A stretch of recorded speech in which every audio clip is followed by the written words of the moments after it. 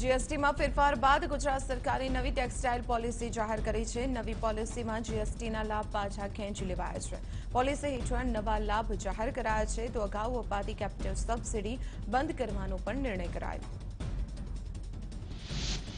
તો નવી પોલિસી હેઠળ હવે વ્યાજની સબસિડી વર્ષે ₹20 કરોડથી વધુ નહીં અપાય અને 5 વર્ષના સમયગાળા માટે જ વ્યાજની સબસિડી અપાશે તથા દંડનીય વ્યાજની સબસિડીને પાત્ર નહીં ગણાય।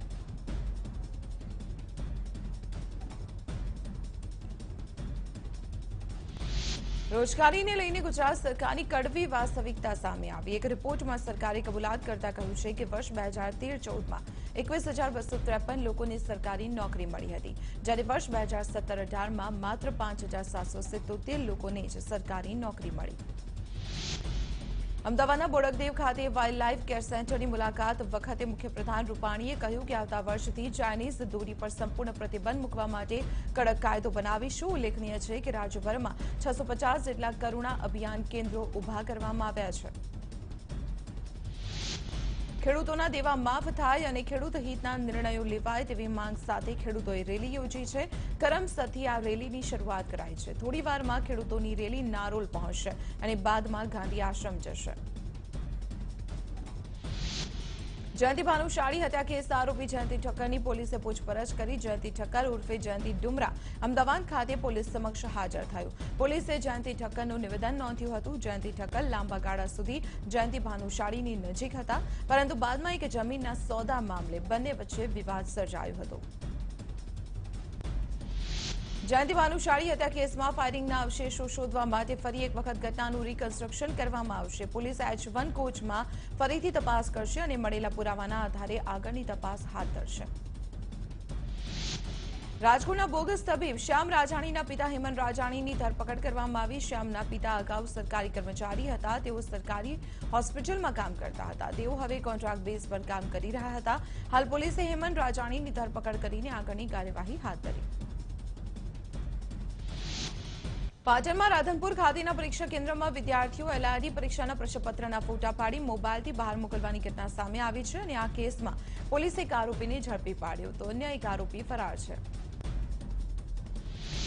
બનાસકાંઠાની ડીસા શાક માર્કેટ યાર્ડમાં સેસની રકમ લેવા માટે ગેટમેન અને વેપારી વચ્ચે મારામારી થતા હોબાળો મચ્યો। વેપારીઓએ પોલીસે ધક્કે ચડાવ્યા। માર્કેટ યાર્ડના ગેટમેન અને સુરક્ષા ગાર્ડે માર મારતા હોબાળો મચ્યો। ઘાયલ વેપારીને ડીસા સિવિલમાં સારવાર માટે દાખલ કરાયો છે।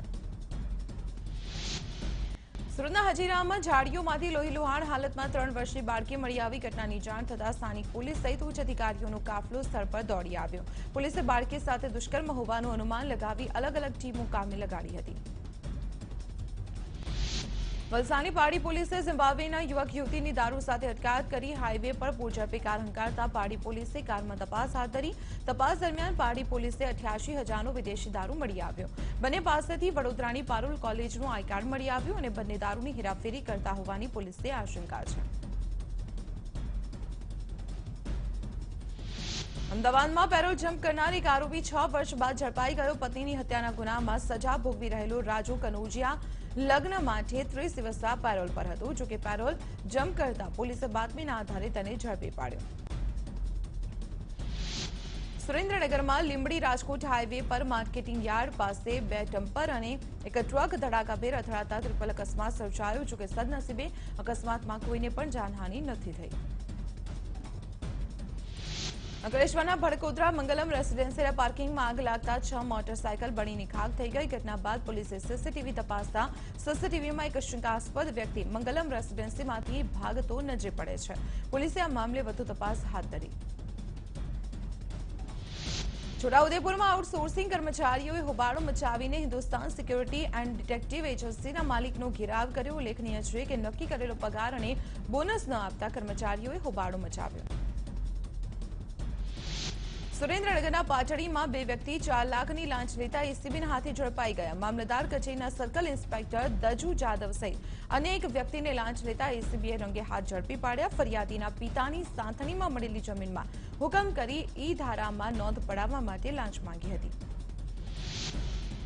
ડાંગના સાપુતારામાં આંતરરાષ્ટ્રીય પતંગ મહોત્સવમાં ફિયાસ્કો જોવા મળ્યો। મેદાન ખાલી હોવાથી શાળાના બાળકોને બોલાવાયા તો લારી ગલ્લાવાળાને પણ આમંત્રણ આપવામાં આવ્યું, જ્યારે વિદેશી પતંગબાજોનું આદિવાસી પરંપરા મુજબ સ્વાગત કરવામાં આવ્યું। ઓનલાઈન ફૂડ પ્રોવાઈડર કંપનીઓની દાદાગીરી સામે ગુજરાતના હોટેલ અને રેસ્ટોરન્ટ સંચાલકોએ બાંયો ચઢાવી છે। ઉત્તરાયણ બાદ તેઓ આ કંપનીઓનો બહિષ્કાર કરી તેમને પોતાના ફૂડ આપવાનું બંધ કરી દેશે અને આ અંગે ગુજરાત હોટેલ એન્ડ રેસ્ટોરન્ટ એસોસિએશનની બેઠક મળશે।